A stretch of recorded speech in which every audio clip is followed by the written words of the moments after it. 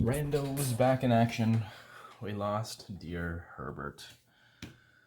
There's our first loss. It's surprising we've actually gone this long without having a death. This is a record for me playing Randos.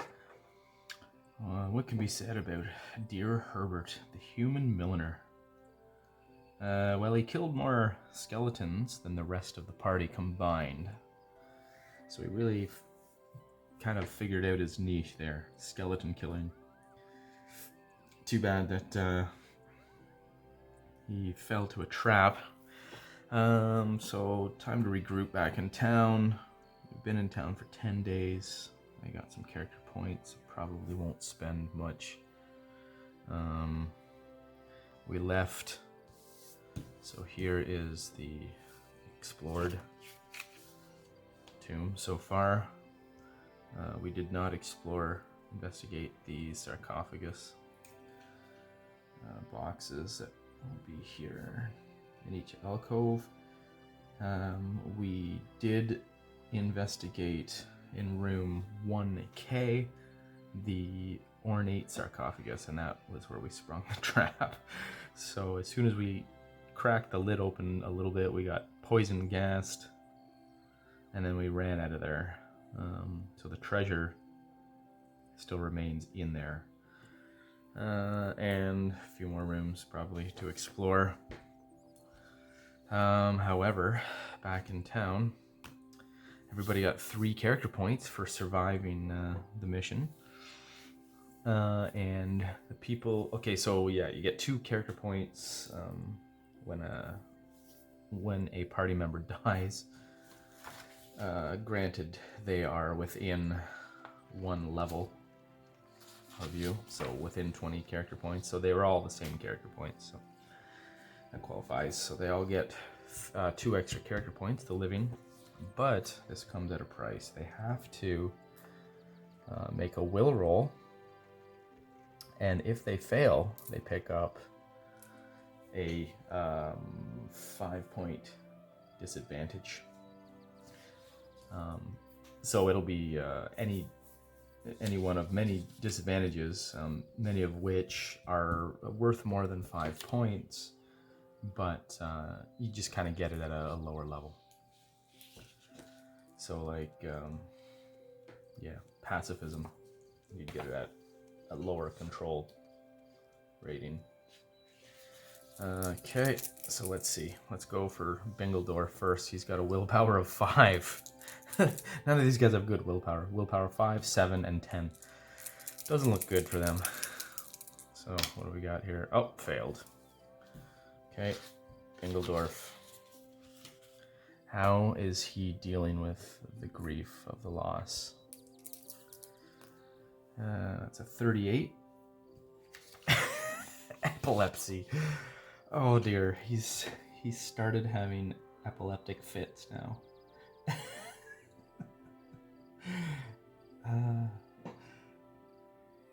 Epilepsy. Okay. Let me just check that. So here, so it's not 5 points. It's only at 2 points. So epilepsy -2 to offset the 2 character points that they got for surviving. So it says you suffer from severe epilepsy. So in this case, very mild epilepsy, because normally it's a 30-point disadvantage. Make a health roll whenever you are in a stressful situation. So I'll be playing that whenever he's in maybe a life or death situation. Has to be extreme, because epilepsy being normally 30 points and he's only got it at a -2 level. So it's very mild version of epilepsy he's got. So these can be bought off too with character points, which he could do right away. Well, no, he can't do it right away. You have to either wait a week, an additional week, or go on an adventure first and work through your issues. Willpower 7 for Richter. Let's see how he's dealing with it. Not great.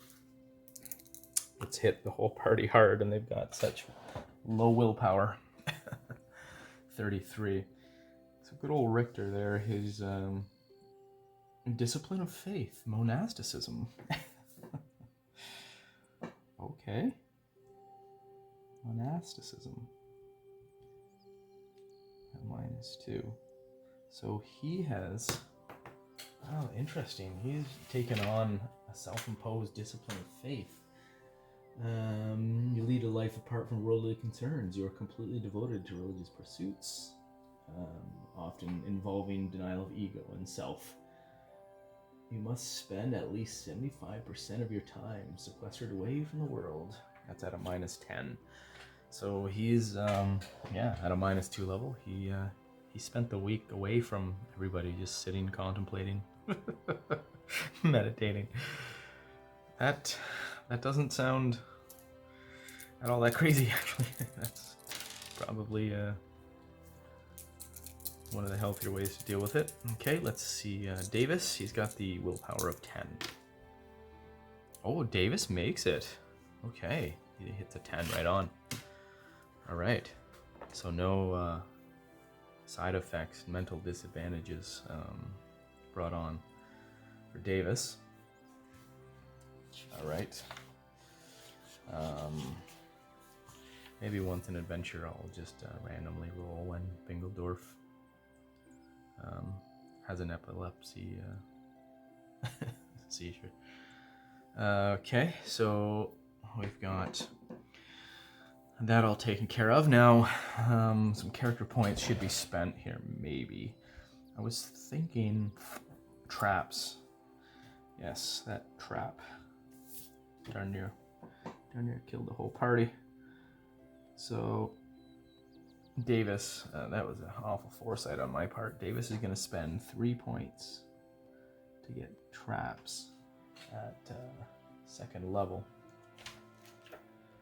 And maybe he can keep us alive a little longer.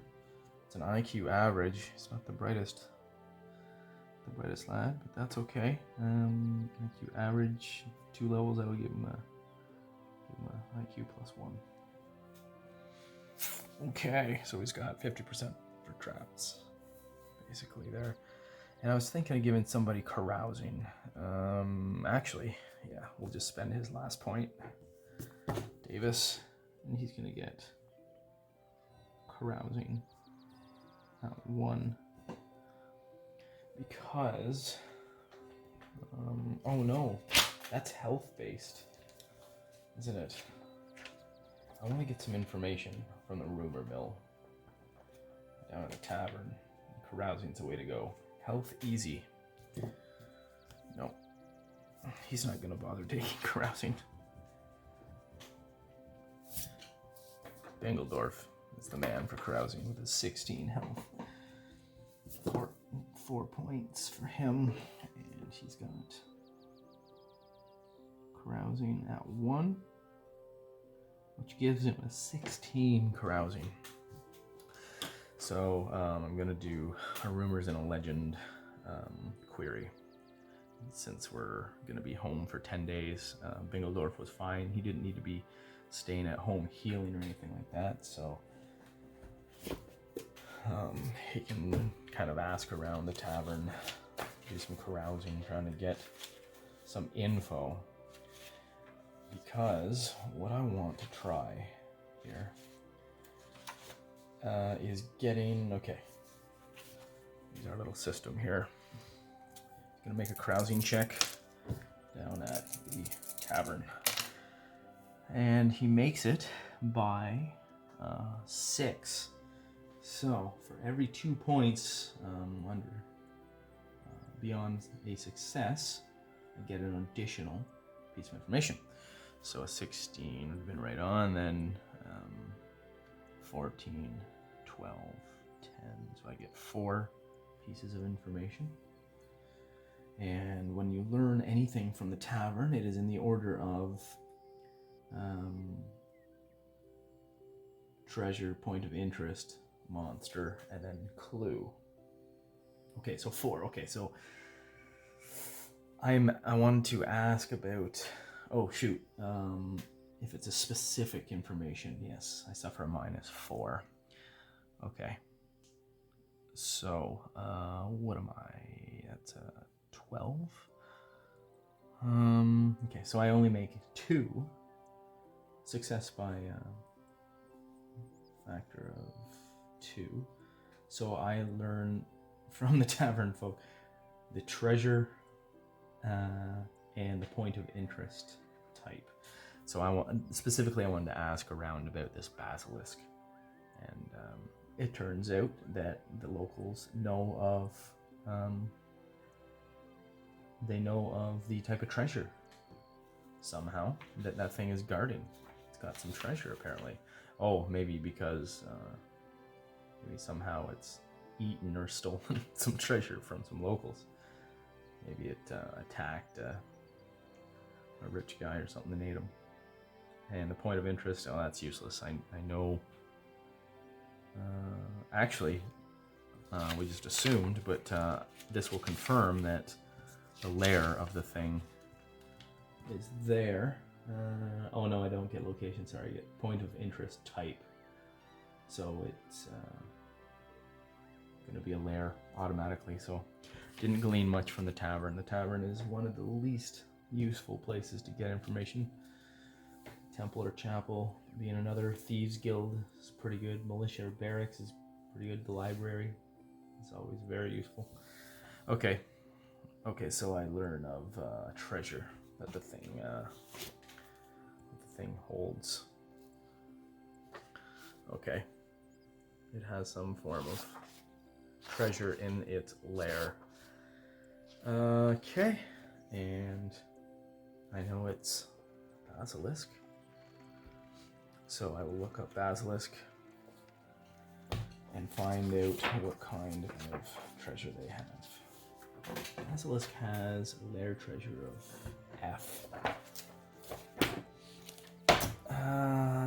F. Okay. Wow. Okay, I'm not going to bother determining these because they're all pretty good stuff, actually. But these people would know of the more special things. 30% chance of magic item. So let me try and generate that now. See if there is one. 30% chance. Oh, 4. There's a magical item in there. And it is 1 potion, 1 scroll, and 3 any but weapons. So no weapons. 3 any. Wow. Okay. Now we're talking. Okay, let's record this. Rumor. Basilisk Lair contains what was it? One potion, 1 scroll. All right.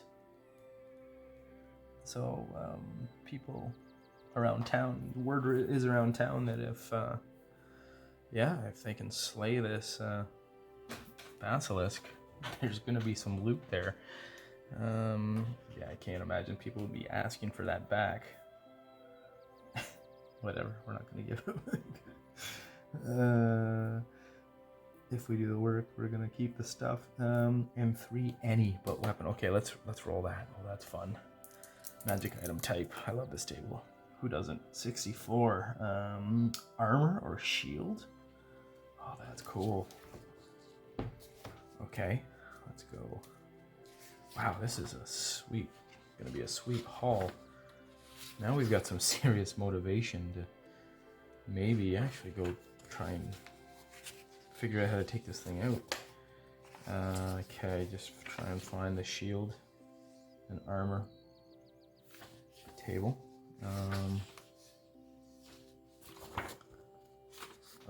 Okay. We've got a 22 scale mail. That's pretty cool. Okay, we've got scale mail armor. Armor or shield bonus. To roll on that table. 31. This is the exciting stuff. +1. Scale mail +1. Like it. So in GURPS, that would convert to a DR boost of +1. Simple as that. Wow, that's really cool. Okay. 2 more magic items to roll on. 7. It's another potion. Okay. And 47. It's a ring. Oh, a ring. Those are always fun. Okay, let's see what the potions are. 27. Dream speech. Interesting. Okay, I have to look into that. Do that later. And 35. Fire resistance. Wow. Okay. And the ring. And the scroll. Oh yeah, scroll. Okay, what kind of scroll are we talking? 42? Protection from elementals. Pro elementals. Spell. Wow. That's pretty cool. And the ring. Trying to find the ring table. Here we are. Oh yeah, this is always fun. 58. Ring of Remedies. I don't know what that is either. Wow. Okay. So that's what Bingledorf learned over the week. That wretched basilisk has gone and eaten some loot from somebody. Maybe it's just ravaged some houses even. And carried stuff back. Are they intelligent enough? I can't get that kind of information yet. I'm not that capable. Okay. Wow. Interesting. So, we've got all the rumor information. Now let's recruit. We lost Herbert, but fear not. There are many other suckers, brave souls in town willing to join us. So, let us make a new character. Okay, a new rando. Let's give her. Alright, so we've got 9 strength. Okay. We've got 8 dexterity. Oh boy. Got ourselves a real winner here, don't we? 11 IQ. Okay. 12 health. Boy, 6 willpower. Fits in with the rest of the group, doesn't he? Oh, sorry. I'll write these down here. Oh, that's an 8. 8 perception.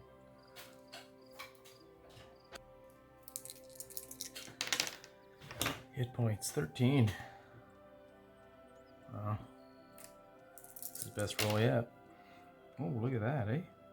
That's a 15 fatigue. Alright, well, this guy's... I think this guy's gonna be our magic user. That's what I think we're up to here. Let's get his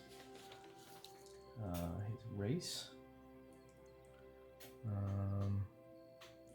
Roll that randomly as well. Find the right D8 here. 7. We've got an elf. Alright. Level 0. And his reaction bonus. We got a 10-0. He's just a normal dude, that's fine. He's not starting off with any special charisma or reputations or anything like that. That's fine. Great. Yeah, a new elf joins the ranks. So we've got one of each: halfling, dwarf, human, and elf. That's interesting. All right, let's roll his occupation. The 100s. So that's 53.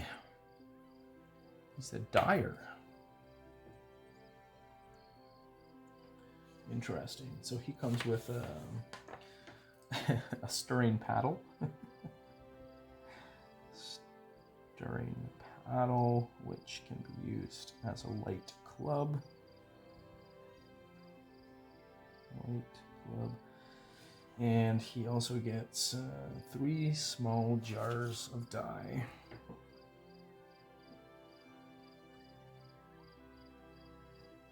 Okay. Great. He's the town dyer.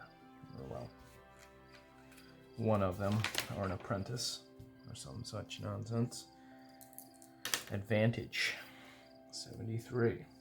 Random advantages is reduced consumption. Okay, that's actually handy. Reduced consumption. It requires a little less food drink than everybody else, I guess. I'll have to look that up for specifics. Is it 1 meal a day he requires less? Something like that, I think. And then his random disadvantage is 11. Oh, he's got bad sight. Well, that could be much worse. Okay. Just take a quick peek at those disadvantages. How they affect.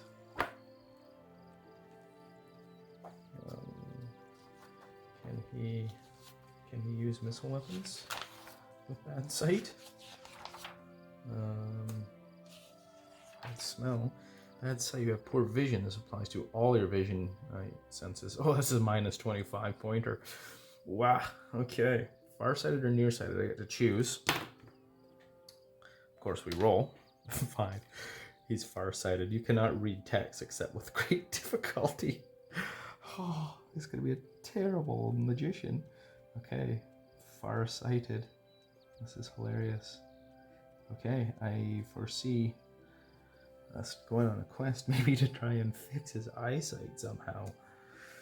You can acquire, tech level 5. Plus, you can acquire glasses that compensate totally for bad sight while they are worn in both. Oh boy, at tech level 5 though.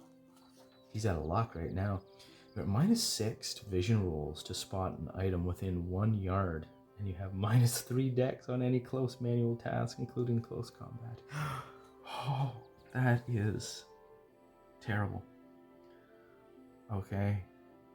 Wow, that's really cool though. That makes for great story. This is why he's questing, obviously. I would say, jeez. Yeah, he begs these guys to take him along because he needs to get some treasure or money or something to lift this, to heal him, maybe to miraculously heal him, or lift a curse, or well, he's probably just born that way. So anyways, he's got club. Well, that would be mace. Actually, it's a light club. It's a light club, so he would be using that as a short sword. He uses it like a baton. So he's gonna have the short sword skill. It's a stir stick, after all. Short sword 1. Gives him a level 7 for that. And the damage for that will be just straight up swing. No bonuses since it's such a light club. It's like a baton. Okay. Wow.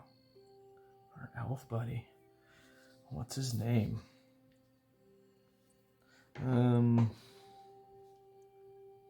Let's call him Therian. Not Tarian, but Therian. Just to be different. and then I will calculate his move, dodge, and all that nonsense off screen. Okay, so it just occurs to me that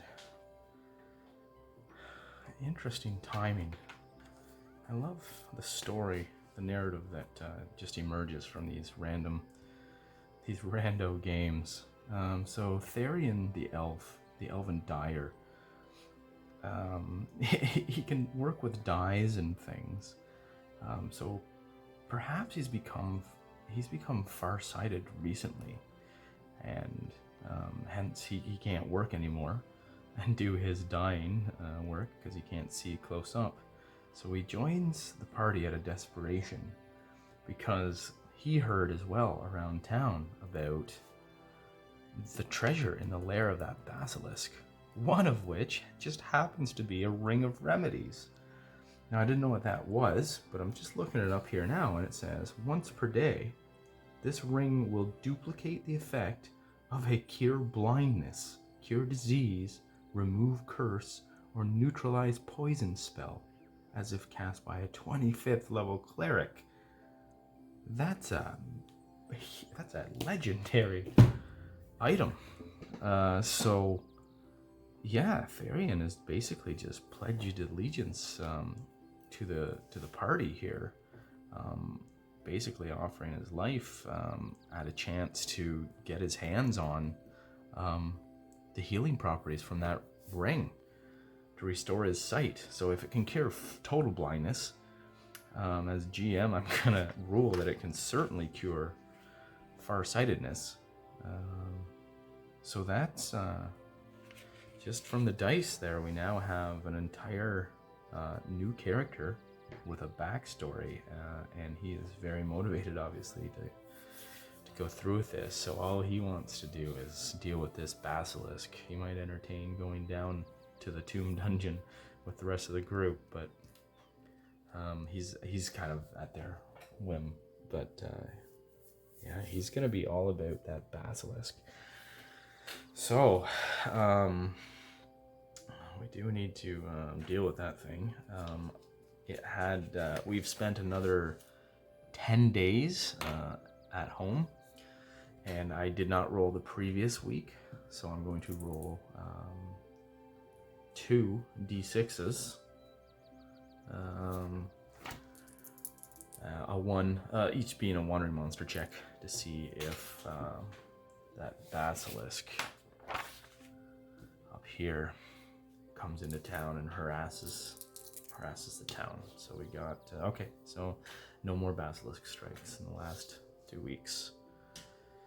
Okay, that's good. Wow. Okay, so another mission we have still is Moonglint's tribe of elves.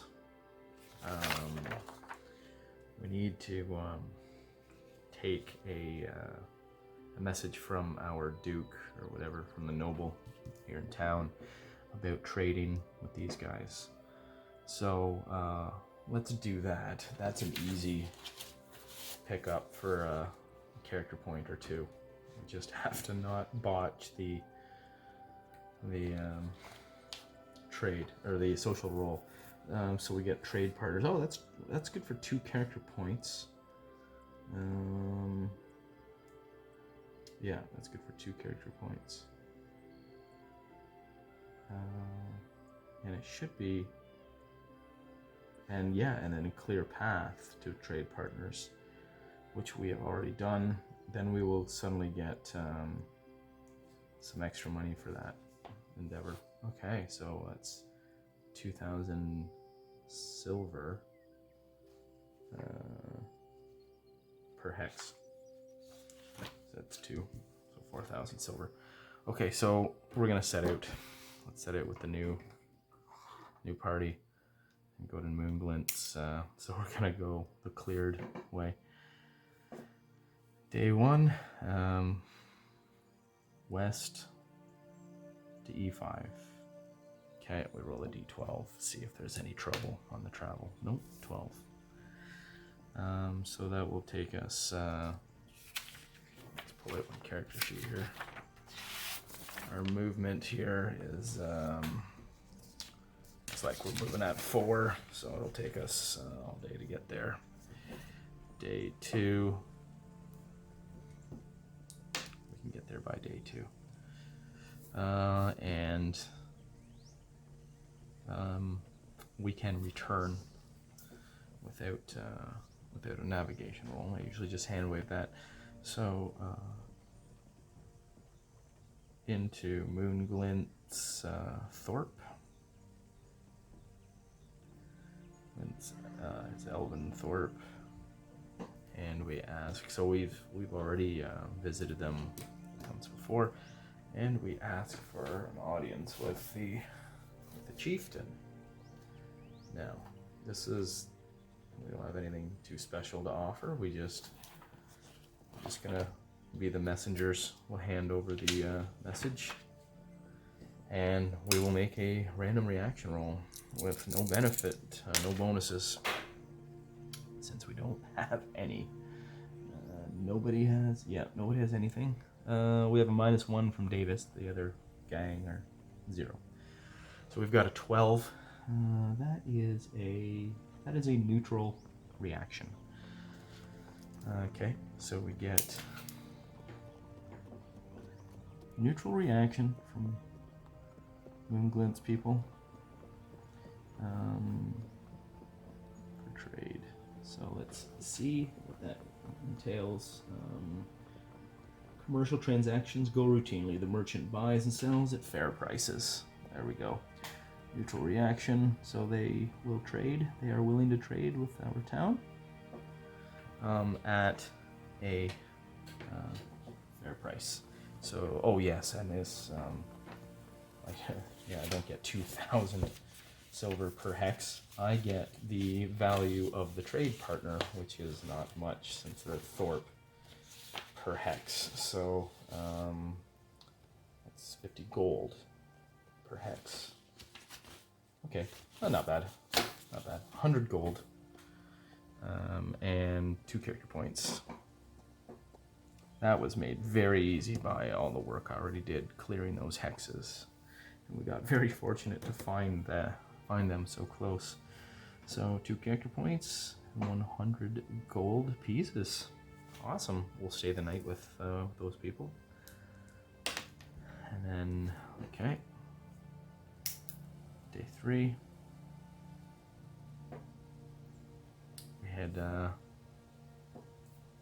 we leave the hex. Oof, we don't want to go. Wow. Let's go explore a little bit. Let's go west. Push our luck. Okay, so we spend plains. Yeah, we spend half the day. 2 movement points. Just leaving this hex, rolled, and no problems there encountered. Let's see, west to, what is that? That is D6, and that is a new hex. Let's generate the terrain. I haven't gone exploring for some time. 1 plains, come into some mountains. Okay, forested plains. So light forest comes into 2, so that's dense mountains. Wow. Okay, that really took a interesting turn. Densely forested mountains we've got here. Excellent. And that, if we don't get far into that, then we have to make camp. Random encounter, nothing. Thank heavens. So we used, all 4, yeah. So we get into it 1 of 4. 2 of 4, sorry. Day 4. We have 4 movement points? Yeah, we only move, okay. Let's go northeast, I guess, to D5. And then we'll roll terrain. Oh, I needed to roll point of interest in that new hex. Oh, got a point of interest. How lucky. Wow. This is unprecedented. I love it. 6. We got another point of interest, and it is caves. Find some caves. Very cool. Okay. Find caves in D6. Okay. And we won't investigate that. We will continue on. We can come back and check that out later. So we're going northeast. We're in mountains. Oh, we descend back into plains. Well, that makes travel a little bit easier. Let's see what the vegetation looks like. Dense forest. That is now back into light forest. So back into some woods. Okay, so we got 2, and then that'll be that'll cost 3. Okay, so we are 4. And we just get into the next hex if we want to. So this is plains with a tree. And at the end of the day, we can just crest into the next hex. Actually, no, we came from, no, we'll have to make night camp. 2, nothing. Okay, and I didn't, and point of interest and monster for the day travel. Another point of interest on the 8, on the D8. Amazing. 1. What's 1? Ruins. We find ruins above ground.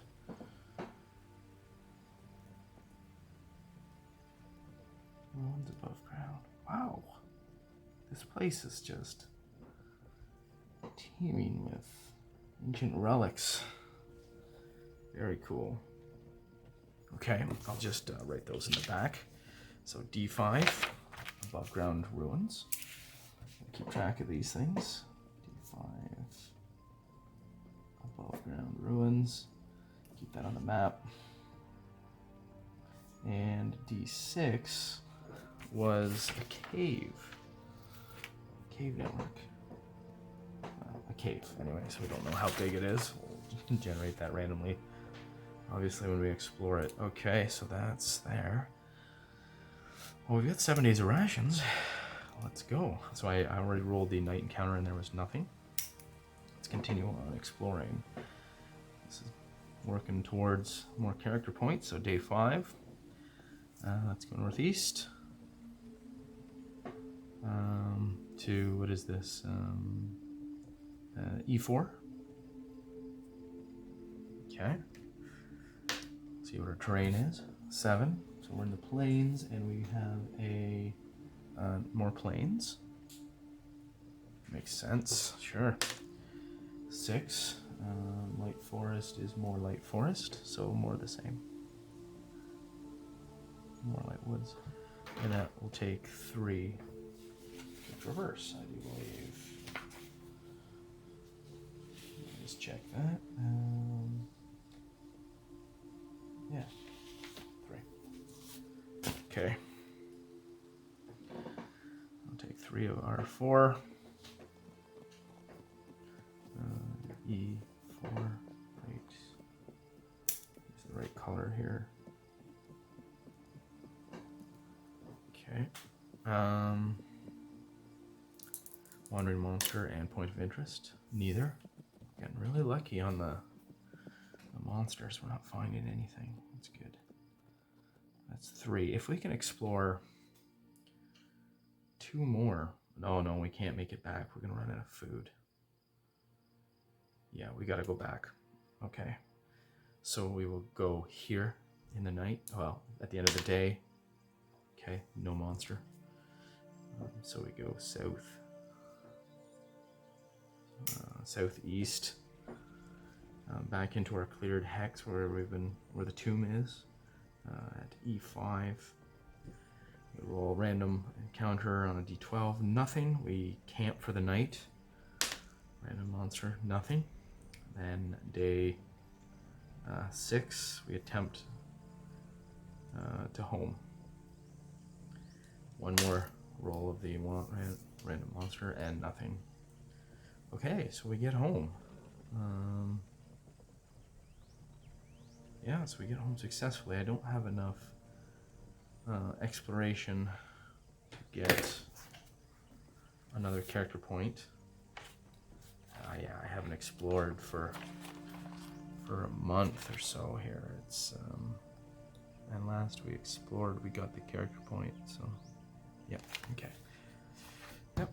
So three hexes towards my 5. Once I hit 5 hexes explored, I get the character point.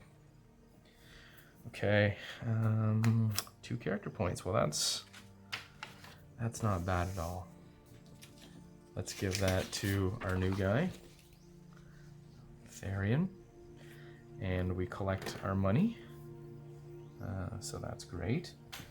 Therian, congratulations. He's already got 2 easily earned character points. No deaths, no fighting.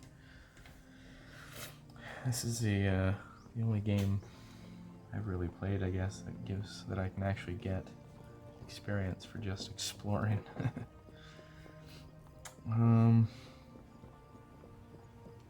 Yeah, these guys are at level 1 now, so I believe they can start donating money in exchange for character points.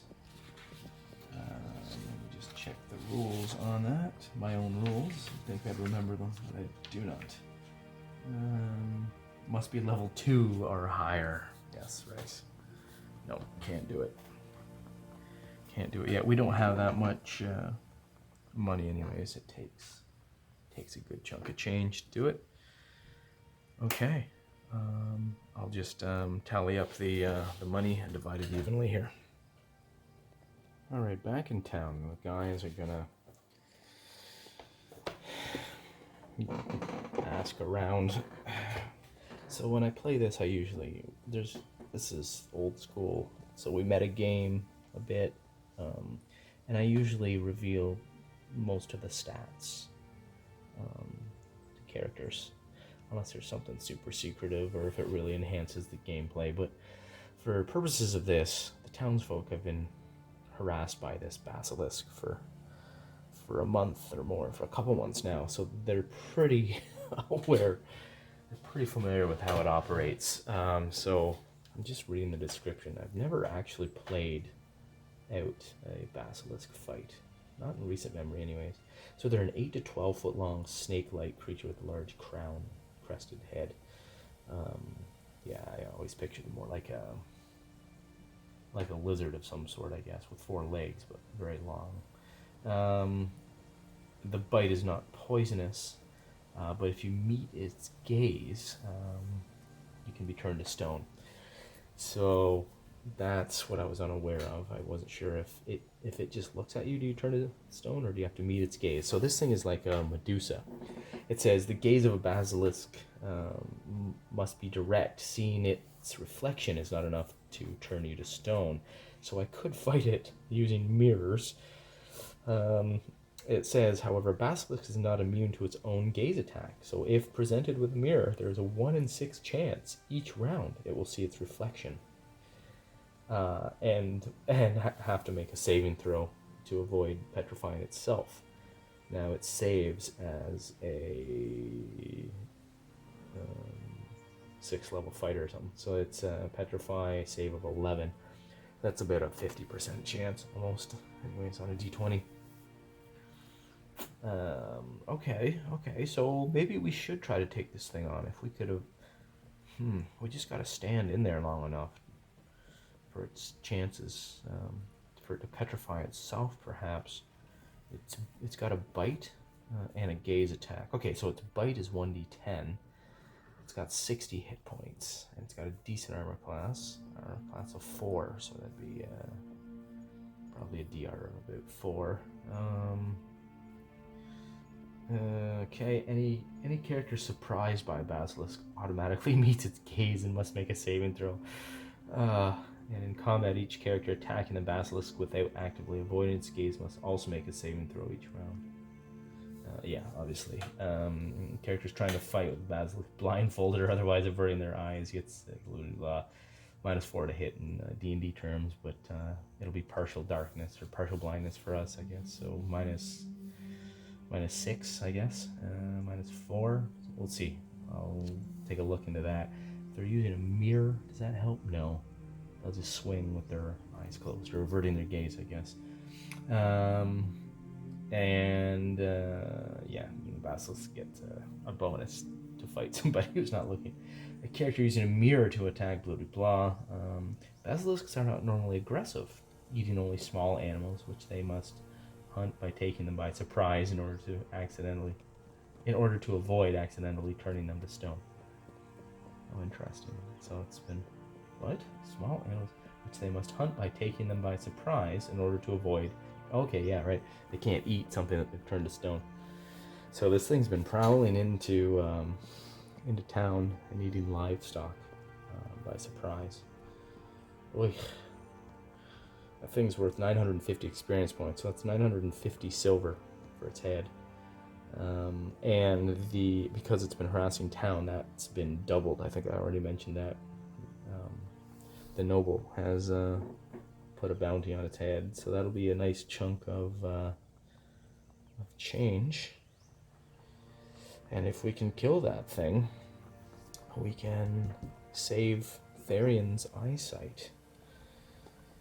Yes, sir. I believe we've got the makings of an adventure on our hands here. We've got a real quest with a concrete goal now. Our first one.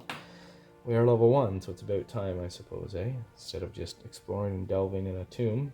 Although I'm thinking something still is going to come out of that tomb. Something good. Alright. Maybe it's time I do some shopping. And buy some mirrors and prepare for this. I'll buy some good armor. We've got money now. We've got some money ahead. Everybody's got 500 silver or more. Let's just take a quick look at the price of some decent armor. We're not interested in being super mobile at the moment. This time, we should just maybe outfit ourselves heavily, well protected. Just march in there and just take a beating and just try and make it turn itself to stone while we just keep taking a walloping. Yeah, we could buy double mail hauberk for everybody. That's a 5/3 DR for 520 bucks.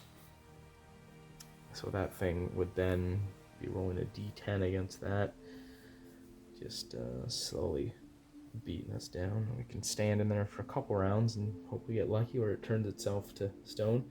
We can stab away at it, I guess, too. We might get lucky and really bring it down to what do you think? 4 first level characters? 3 first level characters and 1 0 level character against a basilisk? Whew. I wonder how that would play out in D&D. An old school D&D. I'm not sure we could. It's got an attack bonus. It attacks with a 16. Like, and this is a lair. Oh, disgusting. It's a D6 lair group. Oh wait, no. Yeah, house rules. Anything around town is set to minimum amount, so that'd be 1. Okay, so we can be fairly certain that there's only 1 there. Good thing it's close to town. Okay, maybe we'll prepare for this. Basilisk, here we come.